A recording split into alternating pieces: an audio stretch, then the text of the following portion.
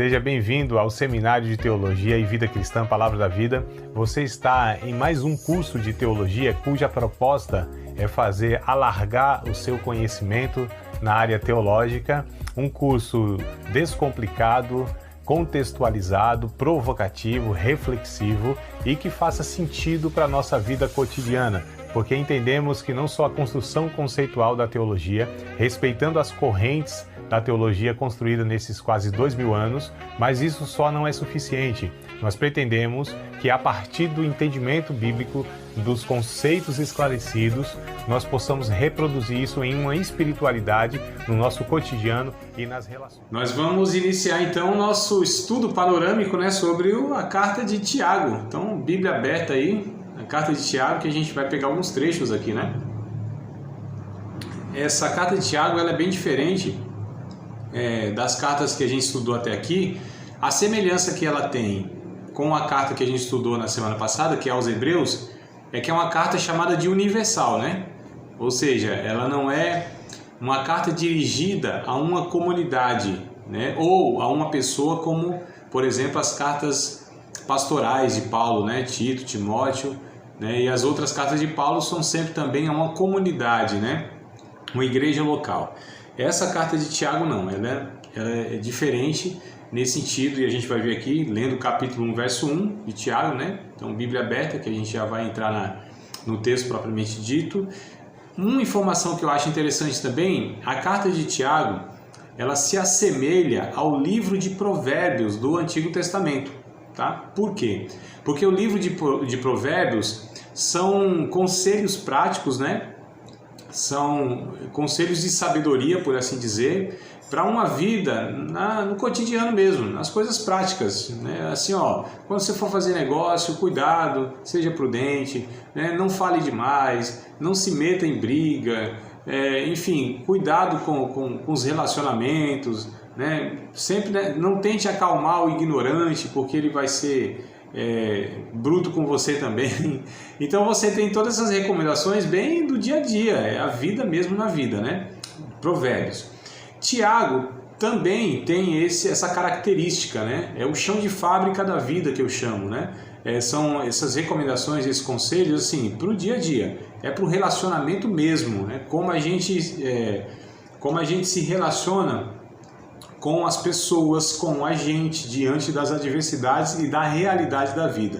Então, o Tiago, ele inclusive foi por um dos principais teólogos aí, da história da igreja, Martinho Lutero, um dos mais, ou talvez o mais conhecido aí por ser aquele que começou a reforma protestante, 1517, ele desconsiderou a carta de Tiago. Por quê? Como ele vinha naquele combate às obras, porque a Igreja Católica ela enfatizava muito a questão das obras, do mérito. Então ele considerou que a carta de Tiago era uma carta de palha, ele chamou de carta de palha, Ele desconsiderava de fato, não, aqui incentiva a obra e tal, e ele veio justamente colocando essa verdade que a salvação é pela fé, e que está certo. Não tem nada errado, é exatamente isso, Porém, o Tiago, ele vai questionar justamente essa fé inoperante, essa fé que só fica no âmbito do privado, essa fé que não resulta, em fruto na vida das pessoas, que não tem um resultado concreto, prático, que não se desemboca. Aquela questão da pessoa assim, eu creio, eu tenho fé, eu oro, eu faço isso e tal, mas não tem ação prática do evangelho na vida das pessoas, Enfim, então é mais ou menos esse é o espírito da mensagem de Tiago, Mas vamos lá, eu coloquei aqui então, um título sobre esse estudo que é a fé manifestada nas obras. A fé manifestada nas obras, Então a carta de Tiago traz esse tema. Tiago é quem escreve, mas quem foi esse Tiago? Porque nós temos, no mínimo que eu me lembro agora, 3 Tiago na Bíblia, O Tiago, filho de Alfeu, Tiago, filho de Zebedeu, os 2 discípulos lá, os 2 apóstolos de Jesus, né? Tiago Menor, como era chamado, não foi nenhum desses. Então o Tiago, do capítulo 12 de Atos, né, é um dos apóstolos e morre a espada. Tá? O outro Tiago é o apóstolo também de Cristo, são os dois Tiagos que nós temos, apóstolo de Cristo. E esse Tiago aqui é o meio-irmão de Jesus. Né? Então lá no capítulo 5 de Marcos, verso 3 ali, mais ou menos, né? Marcos 5 e 3, capítulo 5, verso 3, vai falar que Jesus tinha alguns irmãos, entre eles Tiago. Tá? Então acho que é José, Tiago, esqueci o nome dos outros, mas são 4 lá, fora as irmãs, né? Vamos ver aqui, né, amados? A gente está estudando aqui, a gente não fala os negócios direito, né? Como é que estuda esse, André, que você não dá as informações direito? Ele fugiu da mente, simplesmente fugiu. Tem hora que não vai. Então, Marcos, Evangelho segundo Marcos, capítulo 6, eu falei 5, mas já errei. É capítulo 6, versículo número 3. Pelo menos o livro e o versículo eu acertei, né? Capítulo 6 do Evangelho segundo Marcos, verso 3, ó. Não é este o carpinteiro, filho de Maria, e irmão de Tiago, de José, de Judas e de Simão? E não estão aqui conosco as suas irmãs? Então é plural, no mínimo tem 2 irmãs, né? São suas, no mínimo 2 irmãs. Então Jesus tinha 4 irmãos homem e no mínimo 2 irmãs. E entre esses irmãos homem tinha o Tiago, que se converte, por assim dizer, aceita a mensagem. Os irmãos de Jesus, né? Só o reconheceram de fato como o Messias após a sua morte e ressurreição. Então os irmãos de Jesus não aceitaram a mensagem dele durante todo o seu ministério. Olha só que coisa interessante, né? E aí esse Tiago, ele se torna líder da igreja em Jerusalém. A gente vê isso lá no capítulo 15 de Atos dos Apóstolos, né? Os comentaristas, eles são unânimes em afirmar isso, que Tiago ele se torna o principal líder lá da igreja de Jerusalém, esse que escreve a carta aqui. Então ele não é nenhum dos 2 apóstolos lá, tá, de Jesus, e nenhum dos 2 Tiago, é esse Tiago, meio-irmão de Jesus. A gente fala meio-irmão porque a gente sabe, né, que Jesus não, o José, o carpinteiro aqui que fala, não foi pai biológico de Jesus, né? Então isso aí é claro para nós. Mas a mãe era a mesma de todos eles, né? Então por isso que a gente fala meio-irmão, mas enfim, era o irmão todo. E é interessante aqui, amados, que ele então fala isso, o que ele escreve, né? Qual é o tema dessa carta? É a fé manifesta-se ou é manifestada pelas obras, tá? A fé deve ser manifestada pelas obras. Onde ele escreve isso? Em Jerusalém. Tiago, então, como diz aí os comentaristas, né? Ele residia, ele vivia, ele pastoreou a igreja de Jerusalém e lá que ele viveu e morreu também. Quando ele escreveu essa carta, mais ou menos, aproximadamente no ano 48 depois de Cristo, né? Por quê? Qual o motivo que ele escreve essa carta? Para incentivar a vida cristã prática como uma expressão da verdade ou da verdadeira fé em Cristo, tá? Então, esse é o motivo que ele escreve, para incentivar, né? Para estimular, para falar para os irmãos que a vida cristã ela tem que ser na prática. Essa fé ela precisa resultar, ela precisa produzir obras efetivas, né? Que resultem mesmo no socorro das pessoas, que desemboque na realidade da vida e das relações. Não é aquele negócio somente que a gente chama assim místico, né? Aquela coisa entre aspas espiritual, aquele exercício da fé, né? Da vida de comunhão, de oração, de jejum, de leitura da Bíblia, de ficar levantando a mãozinha toda hora, adorando a Deus e tal. Isso é parte da vida cristã. Mas o que Tiago ele enfatiza é justamente isso aí, né? Essa sua fé, ela precisa dar fruto. E qual é o fruto? São as obras que resultam da fé. Não é a obra para um mérito, não é a obra para merecer alguma coisa, para ser melhor diante de Deus, né? Para ter crédito diante de Deus, nada disso. É uma obra que resulta, que vem da fé. Então a gente vai ver isso aqui claramente. Então vamos lá. Tiago é classificada como epístola universal, né? Foi escrita para uma comunidade maior do que uma igreja local, tá? Para cristãos judeus que estavam dispersos, eles foram espalhados, né? Então, desde lá de Jerusalém, onde houve aquela grande perseguição, depois da descida do Espírito Santo, Pedro prega a palavra, 3.000, depois 5.000, um bocado de gente aceita Jesus, aquela coisa toda, mas há uma grande perseguição, e a Bíblia lá em Atos, né, vai dizer que nessa grande perseguição só ficaram os apóstolos, os outros todos se espalharam por muitos lugares e por muitos países, e etc e tal. E o Tiago, ele escreve justamente para esse grupo de irmãos que estavam dispersos. Olha como a gente vê isso logo no primeiro versículo. Se vocês puderem me acompanhar na leitura, ó. Tiago, servo de Deus e do Senhor Jesus Cristo. Fica aqui uma observação. Embora ele fosse irmão de Jesus, ele nunca usou esse título. Ó, eu sou irmão de Jesus, né? Então perceba como, embora ele sendo, que ele poderia dar essa carteirada, né, Matos? A gente tem esse negócio, né? Quando a gente tem uma vantagem, um privilégio por ter um ou outro contato, alguma coisa assim, a gente sempre quer dar uma carteirada, né? Mostrar que a gente tem alguma coisa a mais. E o Tiago não usa dessa prerrogativa de ser irmão de Jesus. Ele se coloca, inclusive, como servo de Jesus, né? Porque ele reconhece que Jesus não foi só seu irmão, ele é o próprio Senhor dele, né? E ele coloca aqui, ó, Tiago, servo de Deus e do Senhor Jesus. As 12 tribos que andam dispersas. Então, olha só como ele fala aqui para quem é endereçado essa carta. As 12 tribos, né, que estavam dispersas. Aí dá essa saudação bem peculiar, né? Saúde para vocês. Não é só quando alguém espirra não que a gente deseja saúde, né? Então aqui ele fala saúde, né? Graça e paz, a graça do Senhor seja multiplicada. Então a gente via esses cumprimentos entre os irmãos ali do primeiro século, né? Hoje em dia algumas igrejas elas usam, né, essa forma de cumprimentar uns aos outros, né? Paz, shalom, graça e paz, paz de Deus, paz do Senhor e sei lá o que mais, né? E só boa tarde, boa noite, bom dia, tá tudo certo. Não tem nada errado com tudo isso, né, Mato? É só as formas que a gente se cumprimenta aí, né? Mas aqui ele diz, ó, saúde, né? Aliás, a primeira carta de João, a gente vai chegar lá, terceira, acho que deve ser terceira.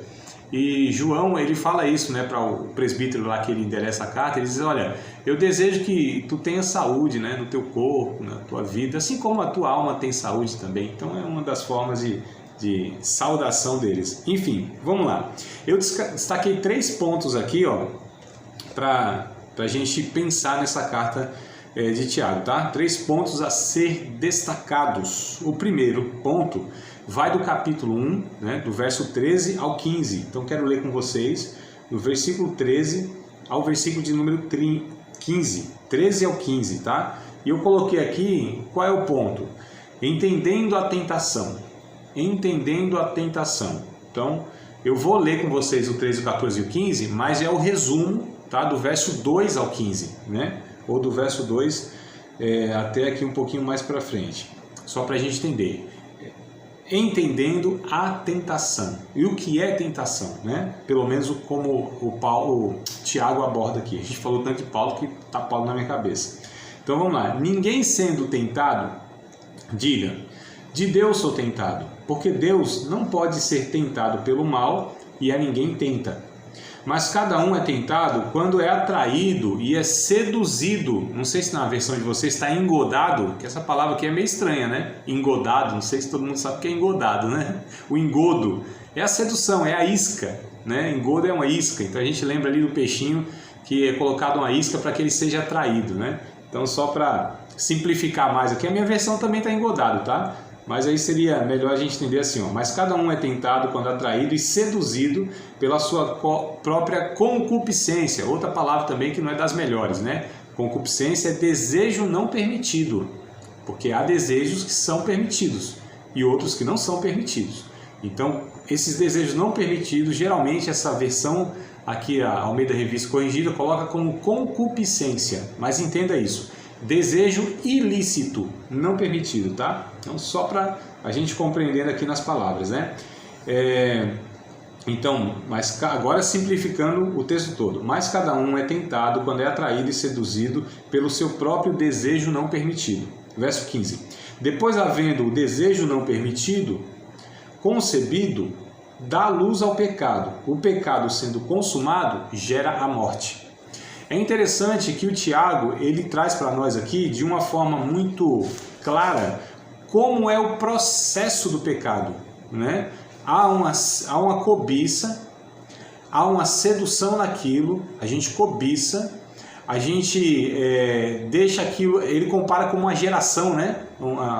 Vai concebendo, né? Aquilo vai sendo formado, e aí depois daquilo sendo formado, dá luz, e aí torna-se um pecado efetivo. Mas olha como ele fala do processo, e esse processo diz muito mais respeito ao pecado em nós, ou a nossa natureza, do que Deus nos conduzindo a qualquer situação.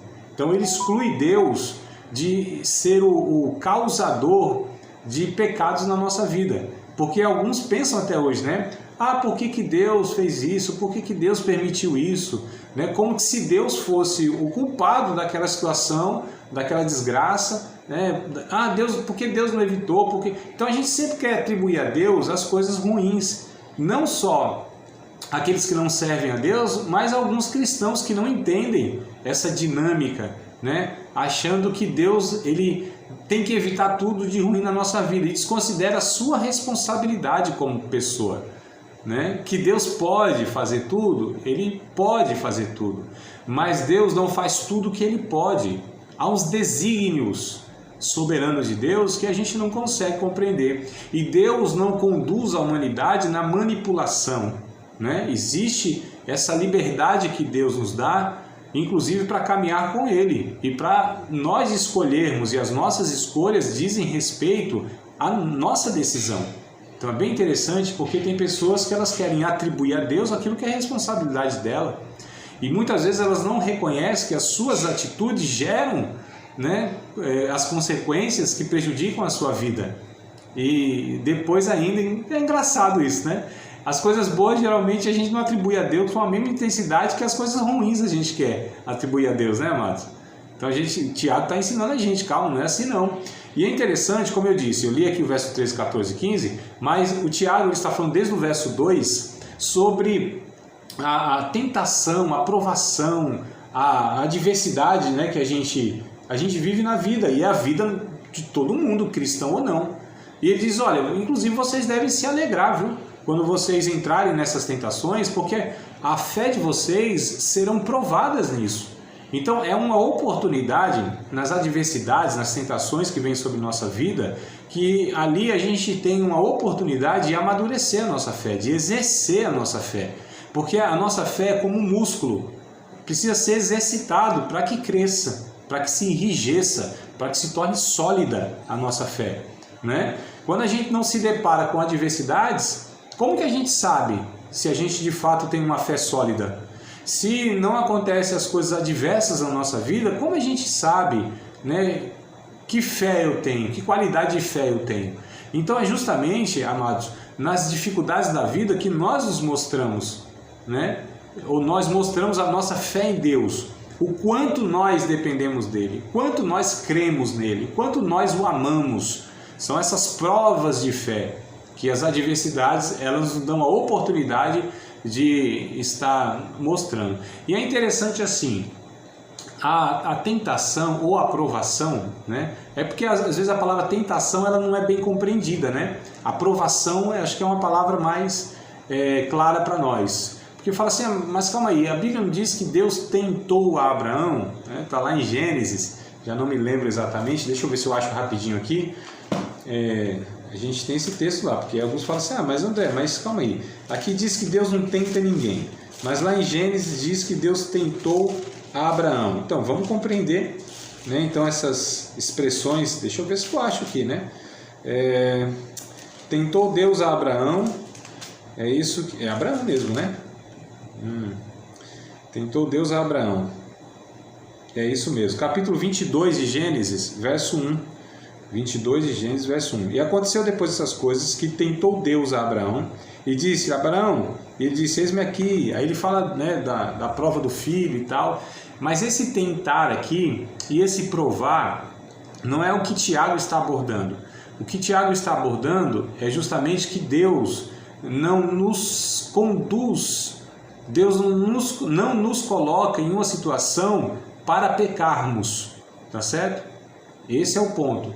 Deus não nos leva a uma situação extrema, né, para pecarmos. Pelo contrário, Ele nos leva, ou Ele permite que a gente chegue a uma situação extrema justamente para nós o conhecermos na dependência dEle, no cuidado dEle, no amor dEle. Para que a gente aprenda a entregar a nossa vida a Deus, né?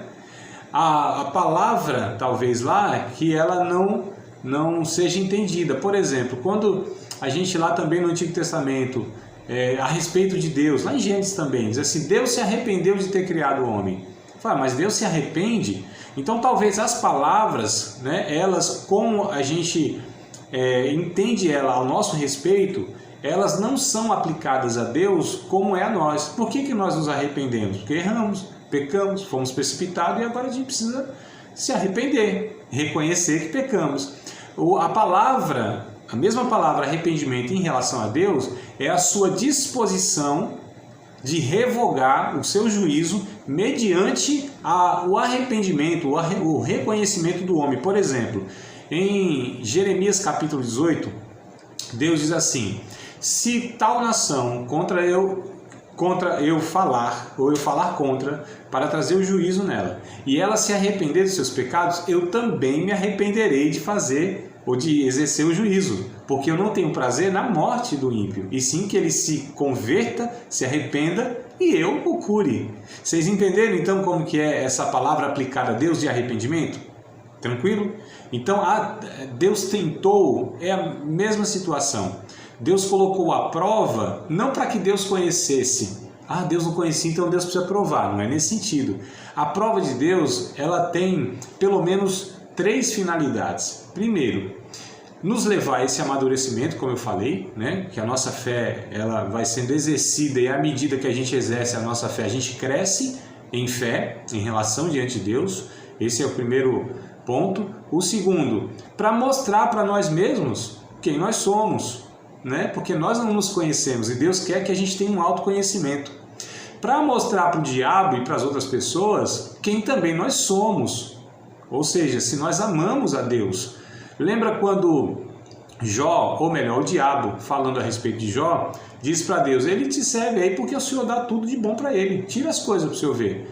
Então a Bíblia diz que Deus prova o Jó. A fé de Jó é provada, né? A finalidade ali, de fato, era mostrar, Satanás, está vendo? O ser humano, quando me conhece, ele me ama e me serve, não porque eu dou, não porque eu posso livrá-lo, não porque eu posso socorrê-lo em momentos de dificuldades, é porque ele sabe quem eu sou, me conhece. Então a gente percebe que em relação ao cristão, ao discípulo de Cristo, a dificuldade, ela não tem a finalidade de nos afastar de Deus, amados, e sim de nos aproximarmos de Deus. Mas isso vai se dar à medida que o nosso coração está ligado com Deus.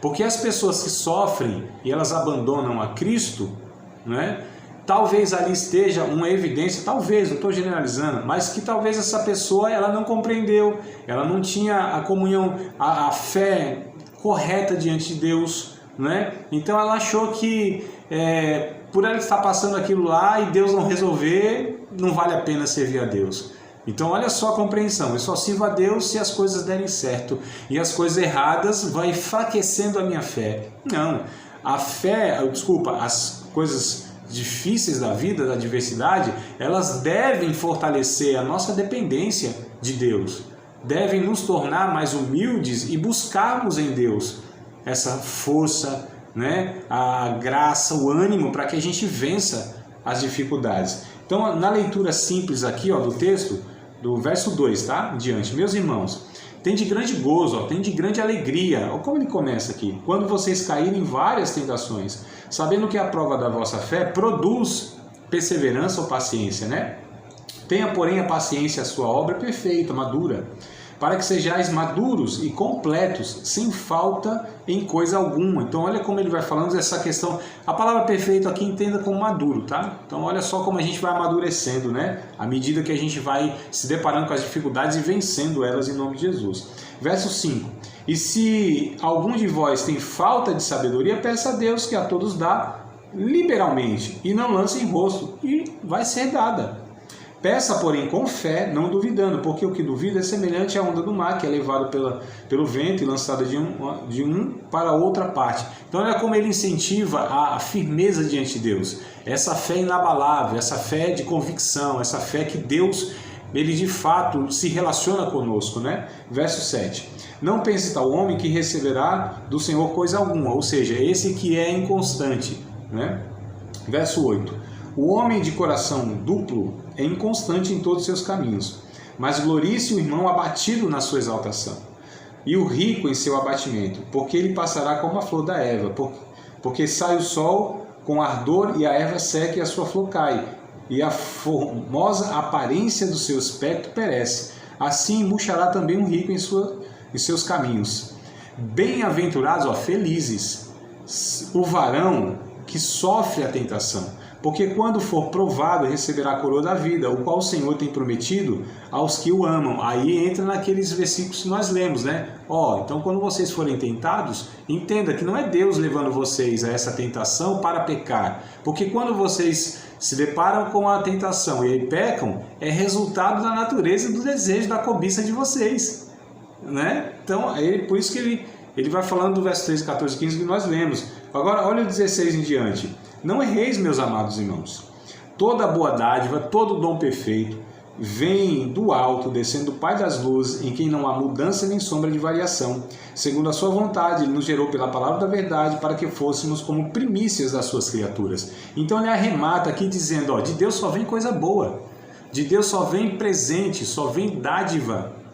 Tudo que é bom vem de Deus, né? Ele quer nos abençoar. É que a gente às vezes não entende que as adversidades são a bênção de Deus para moldar o nosso caráter, para forjar o nosso caráter.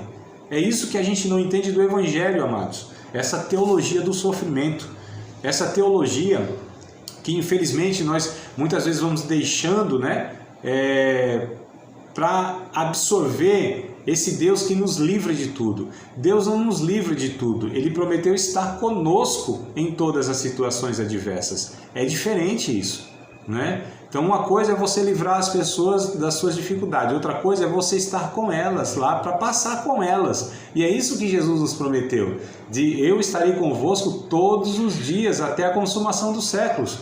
Não deixarei órfãos, né? Mas enviarei o Espírito Santo para que esteja com vocês, ele vos consolará. Enfim, nessa promessa de passar conosco nas adversidades, assim como diga, Manuel, que eu tô abre um parênteses aí, pastor. Tá bom. Dá uma olhada em 1 Coríntios. 1 Coríntios 10, 13. 10 e 13, amém. Vamos lá ler isso aí, que eu estava em mente também, mas você já adiantou, então vamos lá. Aberto aí? Vai narrando, vai falando pra gente. Que você tem de enfrentar? Pode ler, Valdir. Mesmo que os outros enfrentam, mas Deus cumpre a sua promessa e não deixe que você sofra tentações que você não tem forças para suportar. Quando uma tentação vier, Deus dá força a você para suportá-la, e assim você poderá sair dela. Ótimo, Varão, exatamente. Obrigado demais, porque esse versículo aí, né, ele é excelente. Embora tá um pouquinho diferente aqui no meu, né, mas é isso. Aí tá mais claro, né? A tua versão ela é mais simplificada, melhor de entender, né? Na verdade, aqui o mais conhecido aqui, pelo menos na minha mente, sempre ficou isso aqui, né? Essa versão. Mas é isso mesmo. Não vem tentação na vida de vocês que vocês não possam suportar, ou seja, que não é humanamente suportada, né? Que na minha versão tá se não humana, né? Não veio sobre vós tentação se não humana, mas fiel é Deus, né? Que com a tentação também vai dar o escape, essa válvula de escape. Obrigado, meu irmão. Esse versículo ele é excelente para a gente compreender essa vida, essa dinâmica, essa relação, essa permissão de Deus. Então Deus não permitirá que venha sobre nós uma situação que a gente não possa suportar. Mas antes, com essa permissão de luta e dificuldades, Ele dá para nós os recursos. Que é isso que eu falei, a sua graça, a sua companhia, né?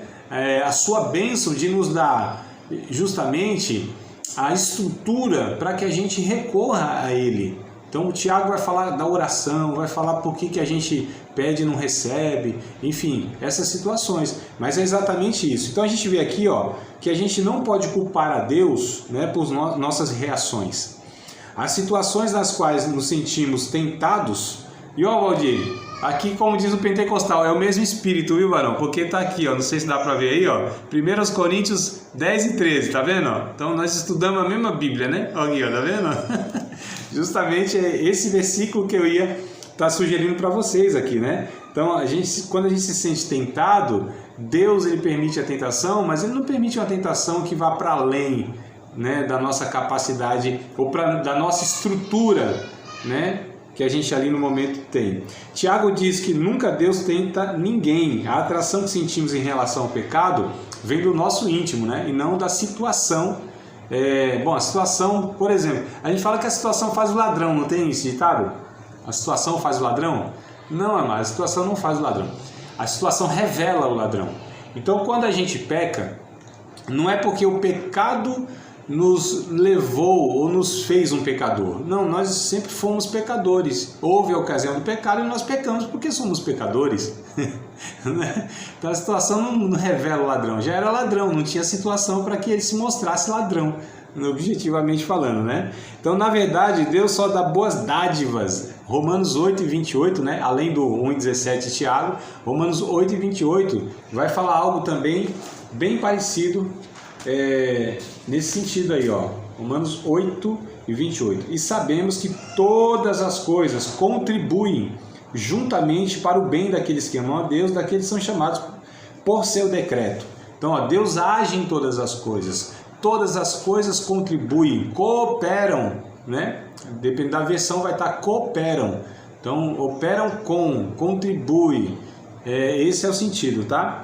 Vamos para a segunda parte aqui, ó, que é o capítulo 2, verso 4 ao 26. Vou fazer um resumo aqui, tá? Capítulo 4, versículos de número...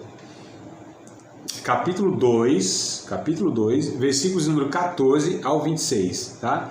É a fé que conta. Eu coloquei esse títulozinho aqui, se vocês quiserem colocar aí. É a fé que conta, tá? Então, Tiago não afirma que a fé e as obras são necessárias para a salvação. Preste atenção. Tiago, ele não afirma que a fé e as obras são necessárias para a salvação. Então, ele não está colocando como as obras, elas podem salvar alguém. Não é isso, tá? Pelo contrário. Ele insiste que a fé não produz ações corretas, é a fé morta. Então o que ele combate é o seguinte, ó, você tem que fazer obras porque se você não fizer as obras, você não vai ser salvo. Não é isso que ele diz. Ele diz o seguinte, que a fé bíblica, a fé saudável, a fé correta, ela vai produzir, ela tem que produzir obras, porque senão é uma fé morta, né? Quando a gente lê aqui, ó, versículos de número 14, meus irmãos, que aproveita se alguém disser que tem fé e não tiver as obras? Porventura a fé pode salvá-lo? Ou seja, a fé que ele está falando não é aquela fé que Paulo trabalha, né, nas suas cartas e principalmente em Romanos. Paulo trabalha, ó, as obras não salvam ninguém, é a fé. Tiago não está falando dessa fé que Paulo diz lá que é necessária para a salvação, que é crer em Cristo. Essa fé aqui que ele fala é uma fé que as pessoas diziam que tinham, mas aquilo não era evidente. Que fé é essa? Você diz que crê em Cristo? Você diz que serve a Deus? Mas eu não vejo nenhuma evidência disso. É só da boca para fora. Então é esse tipo de fé que Tiago está combatendo. Não, essa fé de vocês não salva não mostra que vocês são salvos, né? Então é por isso que ele diz, essa fé pode salvá-lo? Essa fé sem vida, essa fé que não mostra fruto, não pode salvá-lo, porque é uma fé inútil, inoperante, morta. Vamos lá. Verso 15. E se o irmão ou a irmã estiverem nus e tiverem falta de mantimento cotidiano, e algum de vocês lhe disser, em paz, fiquem, aquietai-vos, fartai-vos, coisas necessárias para o corpo, o que aproveita essa fé de vocês? Verso 17. Assim também a fé, se não tiver as obras, é morta em si mesma. Mas dirá alguém, tu tens fé e eu tenho as obras, né? Diz, não, tu tens a fé, eu tenho as obras. Aí ele diz assim, mostra-me a tua fé sem as tuas obras. Que fé é essa que você tem que você não evidencia ela? Aí ele diz assim, eu mostrarei a minha fé pelas obras. Então, aquilo que eu faço, ela mostra a fé que eu tenho, né? Então, o que eu faço denuncia a fé que eu tenho. Verso 19, tu crês que é um só Deus? Faz nada demais. Faz bem, faz nada demais. Também os demônios creem e estremecem. Então, olha que coisa interessante, amados. Eu coloquei aqui o seguinte, ó. O tipo de fé que Tiago se opõe é o tipo de fé que os demônios têm. Então, qual é a fé que os demônios têm? Aqui no verso de número 19. Essa fé de crer em Deus, mas não a fé, a crença, a consciência, o conhecimento que os demônios têm a respeito de Deus não os faz produzir virtudes e o caráter de Deus. É simples assim. Então, fé de demônio. Qual é a fé de demônio? É o cara que diz, eu creio em Deus, eu sei que Deus, é criador, é tudo mais, mas eu não vivo como Deus ensina. A gente chama de cristão ateu. Isso é possível, ateu é quem não crê em Deus. Então, ateus que não creem em Deus são os ateus intelectuais, os teóricos, eles afirmam, não creem em Deus. Mas os ateus práticos, ou os cristãos ateus, são os ateus práticos que vivem como se Deus não existisse. Eles creem, professam, mas não vivem como Deus, como se Deus existisse. Estão compreendendo, amados, essa espiritualidade, essa fé, essa crença, esse evangelho que não leva as pessoas a produzirem a natureza de Deus, a manifestarem o amor de Deus, as virtudes do Espírito Santo, o fruto do Espírito, o socorro na vida das pessoas, a generosidade, a empatia, a misericórdia. Se essas coisas não são evidenciadas, essas obras aqui que Tiago diz, né, se elas não são praticadas, então a fé que eu tenho é uma fé inútil, é uma fé que não serve para ninguém, é uma fé que não altera a realidade de ninguém, amados. Vamos nós. Que coisa interessante, eu queria que vocês me acompanhassem na leitura, tá? No capítulo 2, né? Verso 20 em diante. Opa, dá até língua estranha aqui do computador. Capítulo 2, né, que nós estamos, verso 20 em diante, né? Mas o homem vão, queres tu saber que a fé sem as obras é morta? Olha como ele vai exemplificando, pega dois personagens do Antigo Testamento. Eu acho muito interessante isso aqui, porque ele pega um exemplo, ou o maior exemplo, tá, que os judeus tinham na sua história, que era Abraão, conhecido como o precursor, o pai da fé, o originador da nação, né? Que é o Abraão. Então olha que coisa interessante. Porventura Abraão, nosso pai, não foi justificado pelas obras quando ofereceu sobre o altar seu filho Isaque? Bem vês que a fé cooperou, operou junto, tá vendo? A fé e a obra, elas operam juntas, né? Cooperou com as suas obras, e que pelas obras a fé foi aperfeiçoada. Lembra que eu estava falando no começo? Que essa fé precisa ser exercida, amadurecida. Então olha como Tiago aqui dá o exemplo de Abraão, o pai da fé. Como ele foi justificado? Como a sua obra foi amadurecida? Quando ele fez, a sua fé, melhor dizendo, a sua fé foi amadurecida. Quando ele fez a obra, ele obedeceu a Deus, ele entregou o seu filho Isaque. Nisso a fé dele foi aperfeiçoada, porque a obra cooperou com isso, né? Verso 23, e cumpriu-se a escritura que diz, e creu Abraão em Deus, e foi isso imputado, atribuído como justiça, e foi chamado amigo de Deus. Olha que coisa interessante aqui, no verso de número 24. Vedes então que o homem é justificado pelas obras e não somente pela fé. Mas é essa obra que resulta da fé. Esse é o ponto, tá, amados? O homem é justificado pelas obras que resultam da fé. Então é a fé que origina a obra, porque a obra originada da fé mostra a natureza e o caráter que em nós foi gerado, amados. Esse é o ponto. Agora é interessante que ele pega aqui uma pessoa assim que já é totalmente desvirtuada, né? O Abraão, tudo bem, o top das galáxias dos judeus. Mas vem uma prostituta agora. Então olha só. E de igual modo, Raabe, a meretriz, ele faz questão, a prostituta, não foi também justificada pelas obras? Quando recolheu os emissários e os despediu por outro caminho? Então, ele dá um exemplo aqui de uma mulher prostituta que ela creu em Deus, mas ela fez algo que resultou dessa fé em Deus. Né? Então ele diz, a mulher, a meretriz lá, a prostituta, ela foi justificada pelas obras.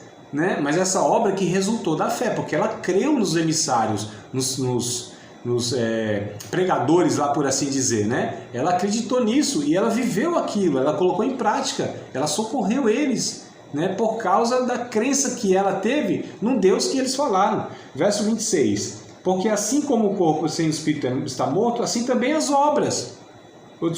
A fé sem as obras é morta. Então, mas não adianta dizer que crê em Deus, ter discurso bonito, a gente ter essa vida de oração, e isso não produzir, não gerar em nós algo útil para a vida do ser humano, do nosso próximo. Não adianta.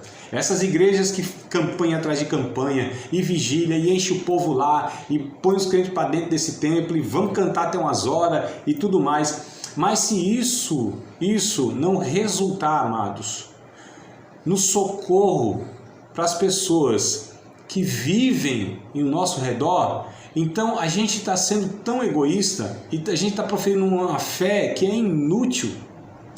Eu acho interessante que, da mesma forma que o Tomé,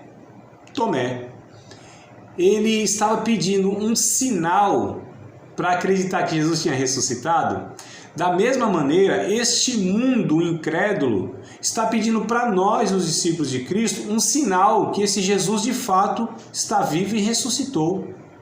E que sinal nós temos mostrado, amados? Ficar dentro das nossas igrejas, orando até umas horas, cantando até umas horas? É esse sinal, ou esses sinais que esse mundo incrédulo precisa? Não é. O sinal que eles precisam para ver o Cristo ressurreto são as marcas de Jesus em nós. Esse furo na mão de Jesus, ou esses furos na mão e no lado de Jesus, que mostram a entrega de Jesus por nós, deve também em nós ser evidenciado. Ou seja, o nosso serviço e a nossa entrega para que essas pessoas elas possam ser socorridas. O problema é que a gente pensa, como a gente veio dessa origem católica, né, desse combate, né, o Brasil já teve uma igreja que foi anticatólica, ele combatia o catolicismo. O inimigo da igreja era o catolicismo. Por quê? Falava muito sobre as obras, o espiritismo também, né? Mas eles não estão errados no ensino a respeito das obras. O erro do ensino deles é como se as obras contribuíssem para a salvação, e não contribuem. Mas as obras foram criadas, como diz Paulo em Efésios capítulo 2, verso 10, versículo 10, o capítulo 2 de Efésios, né? Aliás, desde o 8, 9 e 10 é bem interessante, porque Paulo diz assim, Efésios 2, 8, 9 e 10, a salvação, ela vem pela graça por meio da fé. Isso não é resultado, não é fruto, não é mérito de vocês, para que vocês não se gloriem. Não vem das obras para que ninguém se glorie, né? Mas é de Deus. E Deus criou, verso 10, Deus criou as obras de antemão para que nós andássemos nelas. Então, as obras praticadas pelo cristão não é para ser salvo, é porque é salvo. Entenderam, amados, a diferença e a proposta? Então, olha só, escrevi aqui o seguinte, eles creem em Deus, os demônios, né? Mas isso não faz outra coisa senão causar um arrepio, um medo. É o que diz lá, eles creem e também estremecem. Então essa fé, irmão, que a gente sente arrepio, que a gente, né, é só para nós, só fica no nosso corpo, não resulta na vida dos outros, né? Então é uma fé de demônios, tá certo? Uma fé que não transforma o cristão de modo que sua vida seja dedicada a fazer boas obras, não é a fé como Tiago entende. Vamos lá, o capítulo 4, versículo de número 1 ao 3. Participar de mais uma aula de um dos nossos cursos, Seminário de Teologia, Vida Cristã, Palavra da Vida. Espero que tenha te abençoado, não só alargado o seu conhecimento teológico, mas que tenha também atingido o teu coração para que você possa, a cada dia mais, reproduzir a vida de Deus nas suas relações cotidianas. Se você ainda não é aluno oficial de um dos nossos cursos, se inscreva aqui no contato que vai aparecer do WhatsApp, Também nos siga nas redes sociais, se inscreva no nosso canal, compartilhe à vontade